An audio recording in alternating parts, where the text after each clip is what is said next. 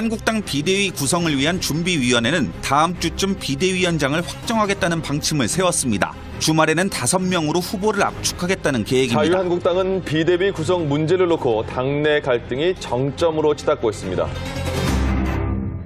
예, 오늘 첫 순서로 만나볼 분 전원책 변호사입니다. 이유는요, 어제 크게 화제가 됐던 인물이어서인데 바로 자유한국당 비대위원장 내정설이 정가에 또 여론에 강하게 퍼졌기 때문입니다.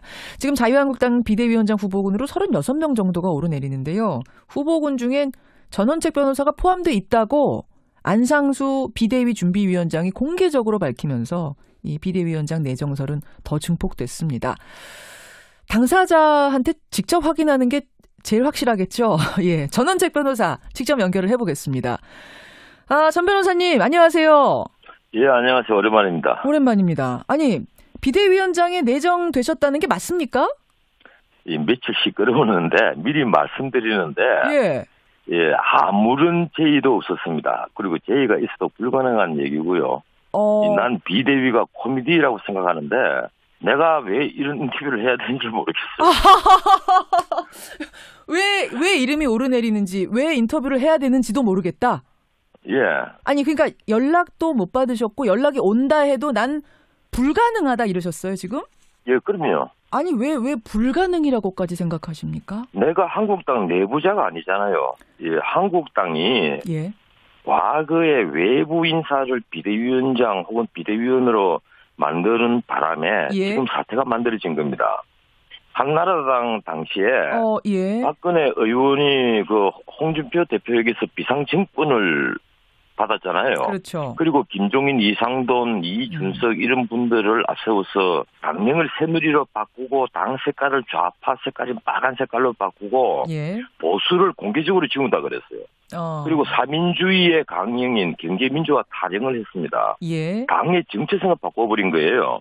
보수주의 괴멸이 그때 시작됐어요. 잠깐만요, 전 변호사님. 예. 아니, 그러니까 박근혜 전 대통령 당시에 비대위원장이 막 외부인들 불러들였어요. 그때 김종인, 이준석, 저도 다 기억이 납니다. 이분들을 불러들여서 새누리당을 예. 만들었잖아요. 근데 새누리당 만들어서 그때는 잘 되지 않았습니까? 왜 그때부터 잘못했다고 아니죠. 그러세요? 당의 정체성은 완전히 흔들려 버렸죠. 그러면 그런 정당에 나갔던 보수주의자가 들어가서 뭘 하겠느냐고요. 거기 들어가서 뭘 하겠느냐. 우리 정당도 이제 바뀌어야 되는데 무엇보다도 당의 정체성이 똑바로 서야 됩니다. 그러려면 소속 의원들이 비대위원 모시겠다 이런 말 하기 전에 예. 가치와 철학을 두고 예. 문 끌어닫고 서로 싸워야죠. 그걸 똑바로 세워야 됩니다.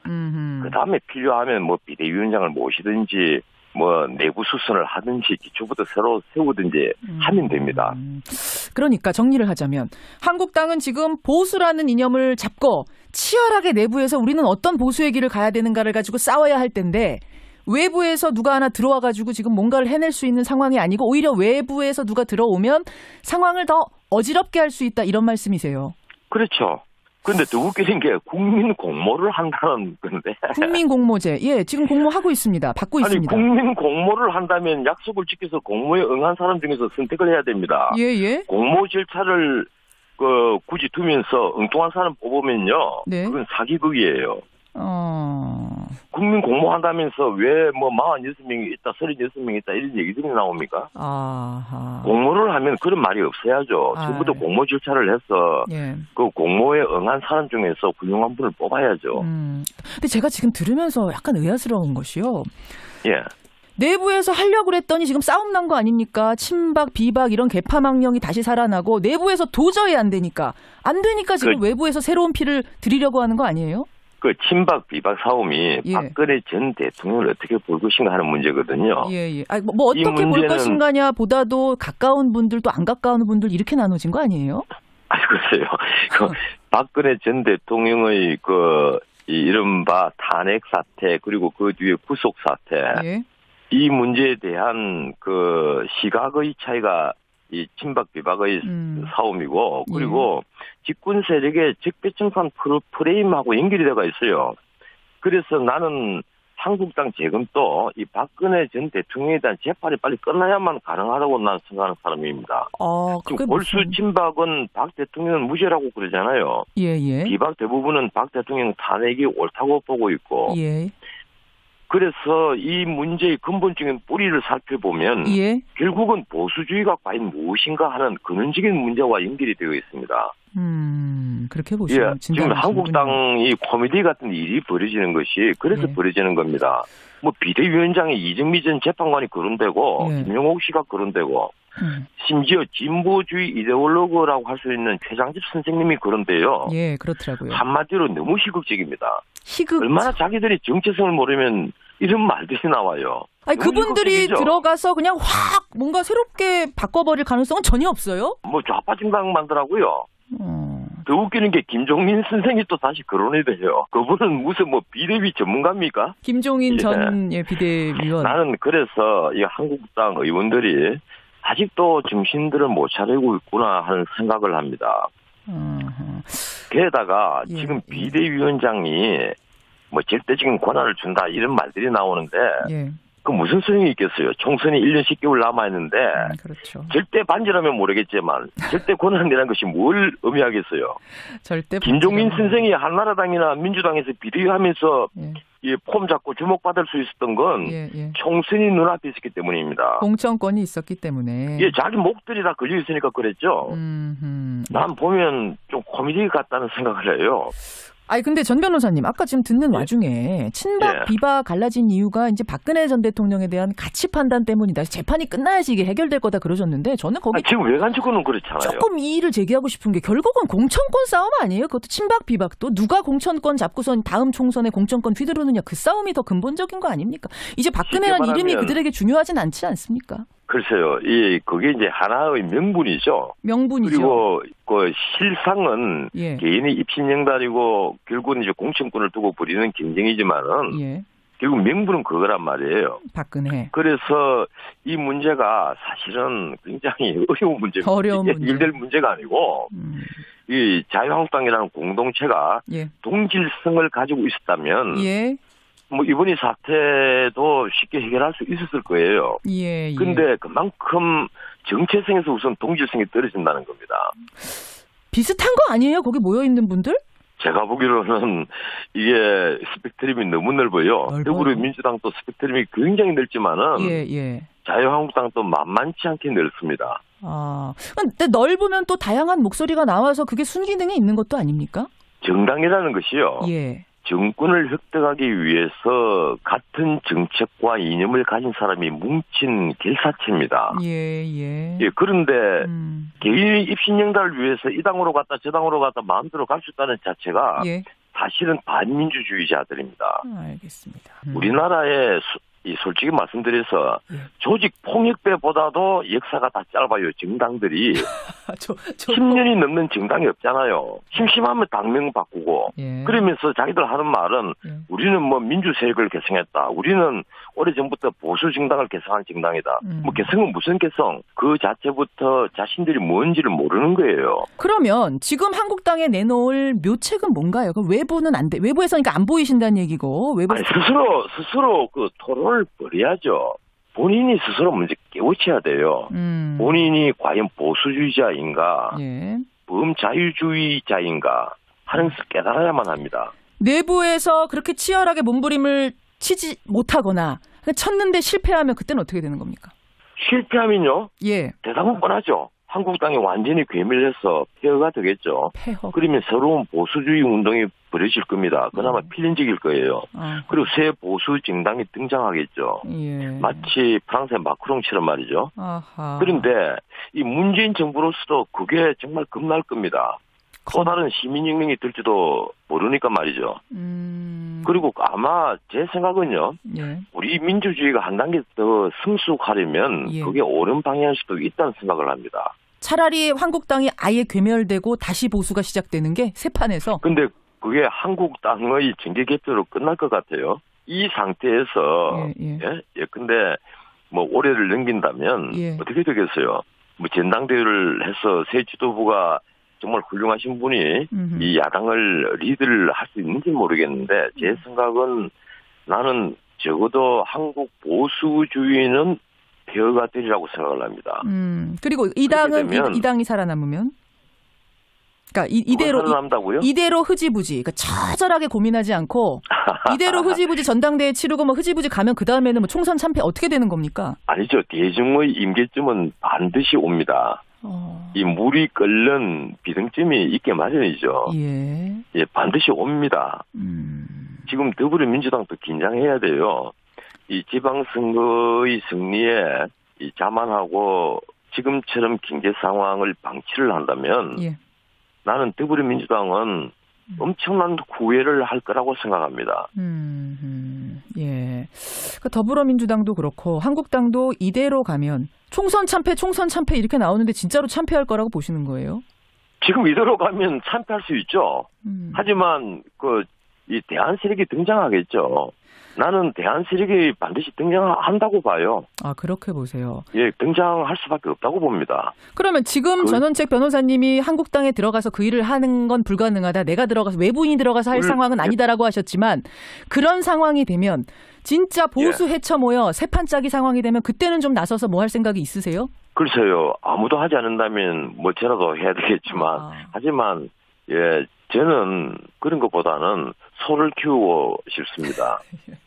소나 키우지 뭐하러 소장사까지 하려고 합니까? 아니 근데 이렇게 열변을 토하시면서 보수에 대해 얘기하시는 분이 보수를 하도 답답하니까 열변을 토하는 거지. 소나 키우고 우리나라에 저보다 나은 인재들 많아요. 그럼 내부에서 뭔가 이 처절한 고민을 이끌고 갈 리더는 보이십니까? 글쎄요. 한나라당에 괜찮은 중진들 많아요. 자유한국당에 3, 4선 의원들 재선까지 포함하면 이 괜찮은 중진들 꽤 있어요. 그래요? 제가 뽑기로도 한 10손가락은 다 채울 수 있습니다. 그분들이 나는 그룹핑을 해서라도 문구를 닫고 치열하게 좀 토론 좀 해서 어떤 대안을 만들어냈으면 하는 생각입니다. 뭐 바른미래당에 있는 분까지 포함하면 정말 많은 분들 만나거든요. 정말 괜찮은 분들 많아요. 자, 이제 뭐 인터뷰를 좀 정리해야 될 텐데, 전원책 변호사님, 어쨌든 난 비대위원장 아니다. 난 시켜줘도 안 한다. 이것만은 분명하시네요. 아, 왜 같은 질문을 왜 자꾸 합니까? 소나 키울랍니다. 이게 정답이군요. 아, 소나 키워야죠. 난 외양간 커요. 소 많아요. 그 소들 염을 잘 먹이시고요. 예, 그럼요. 저 한번 놀러 가겠습니다. 외양간. 알겠습니다. 고맙습니다. 고맙습니다. 예. 보수의 아이콘으로 불리는 분이죠. 지금 한국당의 비대위원장 내정설이 어제 돌면서 하루 종일 화제였습니다. 직접 의사 들어봤습니다. 전원책 변호사였습니다.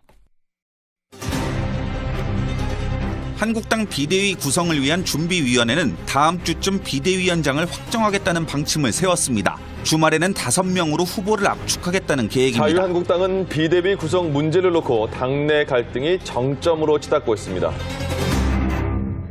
예, 오늘 첫 순서로 만나볼 분 전원책 변호사입니다. 이유는요, 어제 크게 화제가 됐던 인물이어서인데 바로 자유한국당 비대위원장 내정설이 정가에 또 여론에 강하게 퍼졌기 때문입니다. 지금 자유한국당 비대위원장 후보군으로 36명 정도가 오르내리는데요. 후보군 중엔 전원책 변호사가 포함돼 있다고 안상수 비대위 준비위원장이 공개적으로 밝히면서 이 비대위원장 내정설은 더 증폭됐습니다. 당사자한테 직접 확인하는 게 제일 확실하겠죠. 예, 전원책 변호사 직접 연결을 해보겠습니다. 아, 전 변호사님, 안녕하세요. 예, 안녕하세요. 오랜만입니다. 오랜만입니다. 아니, 비대위원장에 내정되셨다는 게 맞습니까? 며칠씩 끌어오는데 미리 말씀드리는데 아무런 제의도 없었습니다. 그리고 제의가 있어도 불가능한 얘기고요. 국민 공모한다면서 왜 뭐 46명이 있다, 36명이 있다 이런 얘기들이 나옵니까? 공모를 하면 그런 말이 없어야죠. 처음부터 공모 절차를 해서 그 공모에 응한 사람 중에서 훌륭한 분을 뽑아야죠. 근데 제가 지금 들으면서 약간 의아스러운 것이요. 예. 내부에서 하려고 그랬더니 지금 싸움 난 거 아닙니까? 친박, 비박 이런 개파망령이 다시 살아나고 내부에서 도저히 안 되니까 지금 외부에서 새로운 피를 들이려고 하는 거 아니에요? 그 친박 비박 싸움이 박근혜 전 대통령을 어떻게 볼 것인가 하는 문제거든요. 뭐 어떻게 볼 것인가냐 보다도 가까운 분들 또 안 가까운 분들 이렇게 나눠진 거 아니에요? 글쎄요. 그 박근혜 전 대통령의 이 이른바 탄핵 사태 그리고 그 뒤에 구속 사태 예. 이 문제에 대한 그 시각의 차이가 이 친박 비박의 싸움이고 그리고 집권 세력의 적폐청산 프레임하고 연결이 되어 있어요. 그래서 나는 한국당 지금도 이 박근혜 전 대통령에 대한 재판이 빨리 끝나야만 가능하다고 나는 생각하는 사람입니다. 지금 골수 친박은 박 대통령은 무죄라고 그러잖아요. 예. 비박 대부분은 박 대통령 탄핵이 옳다고 보고 있고. 예. 그래서 이 문제의 근본적인 뿌리를 살펴보면 예. 결국은 보수주의가 과연 무엇인가 하는 근원적인 문제와 연결이 되어 있습니다. 그렇게 보시죠. 예, 지금 한국당이 코미디 같은 일이 벌어지는 것이 그래서 벌어지는 겁니다. 뭐 비대위원장이 이정미 전 재판관이 거론되고 김용옥 씨가 거론되고 심지어 진보주의 이데올로그라고 할 수 있는 최장집 선생님이 거론돼요. 예, 그렇더라고요. 한마디로 너무 희극적입니다. 희극. 얼마나 자기들이 정체성을 모르면 이런 말들이 나와요. 아니 그분들이 희극적이죠. 들어가서 그냥 확 뭔가 새롭게 바꿔버릴 가능성은 전혀 없어요? 뭐 좌파 진강만더라고요. 더 웃기는 게 김종민 선생이 또 다시 거론이 돼요. 그분은 무슨 뭐 비대위 전문가입니까? 김종인 전 비대위원. 나는 그래서 이 한국당 의원들이 아직도 정신들을 못 차리고 있구나 하는 생각을 합니다. 게다가 지금 비대위원장이 뭐 절대적인 권한을 준다 이런 말들이 나오는데 그 무슨 소용이 있겠어요. 총선이 1년 10개월 남아있는데 그렇죠. 절대 반지라면 모르겠지만 절대 권한이라는 것이 뭘 의미하겠어요. 절대 김종민 선생이 한나라당이나 민주당에서 비대위하면서 이 폼 잡고 새누리당을 만들었잖아요. 근데 새누리당 만들어서 그때는 잘 되지 않았습니까? 왜 그때부터 잘못했다고 아니죠. 당의 정체성은 완전히 흔들려 버렸죠. 그러면 정당에 나 같은 보수주의자가 들어가서 뭘 하겠느냐고요. 거기 들어가서 뭘 하겠느냐. 우리 정당도 이제 바뀌어야 되는데 무엇보다도 당의 정체성이 똑바로 서야 됩니다. 그러려면 소속 의원들이 비대위원 뭐 모시겠다 이런 말 하기 전에 가치와 철학을 두고 문 끌어닫고 서로 싸워야죠. 그걸 똑바로 세워야 됩니다. 그다음에 필요하면 뭐 비대위원장을 모시든지 뭐 내부 수선을 하든지 기초부터 새로 세우든지 하면 됩니다. 그러니까 정리를 하자면 한국당은 지금 보수라는 이념을 잡고 치열하게 내부에서 우리는 어떤 보수의 길을 가야 되는가를 가지고 싸워야 할 텐데 외부에서 누가 하나 들어와가지고 지금 뭔가를 해낼 수 있는 상황이 아니고 오히려 외부에서 누가 들어오면 상황을 더 어지럽게 할 수 있다 이런 말씀이세요. 그렇죠. 근데 더 웃기는 게 국민 공모를 한다는 건데. 국민 공모제. 예, 지금 공모하고 있습니다. 받고 있습니다. 국민 공모를 한다면 약속을 지켜서 공모에 응한 사람 중에서 선택을 해야 됩니다. 예. 공모 절차를 굳이 두면서 엉뚱한 사람 뽑으면요. 그건 사기극이에요. 난 비대위가 코미디라고 생각하는데 내가 왜 이런 인터뷰를 해야 되는지 모르겠어요. 왜 이름이 오르내리는지, 왜 인터뷰를 해야 되는지도 모르겠다. 예. 아니 그러니까 연락도 못 받으셨고 연락이 온다 해도 난 불가능하다 이러셨어요 지금? 예, 그럼요. 아니 왜 불가능이라고까지 생각하십니까? 내가 한국당 내부자가 아니잖아요. 예, 한국당이 과거에 외부 인사를 비대위원장 혹은 비대위원으로 만드는 바람에 지금 사태가 만들어진 겁니다. 한나라당 당시에 박근혜 의원이 그 홍준표 대표에게서 비상증권을 받았잖아요. 그렇죠. 그리고 김종인, 이상돈, 이준석 이런 분들을 앞세워서 당명을 새누리로 바꾸고 당 색깔을 좌파 색깔인 빨간 색깔로 바꾸고 보수를 공개적으로 지운다 그랬어요. 그리고 사민주의의 강령인 경제민주화 타령을 했습니다. 당의 정체성을 바꿔버린 거예요. 보수주의 괴멸이 그때 시작됐어요. 잠깐만요, 전 변호사님. 아니 그러니까 박근혜 전 대통령 당시에 비대위원장이 막 외부인들 불러들였어요. 그때 김종인, 이준석 저도 다 기억이 납니다. 이분들을 불러들여서